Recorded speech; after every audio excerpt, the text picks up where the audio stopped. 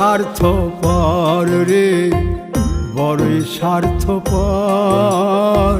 বুকের মাঝে জায়গা দিলে যতন কইরা ভাঙ্গে রে অন্তর।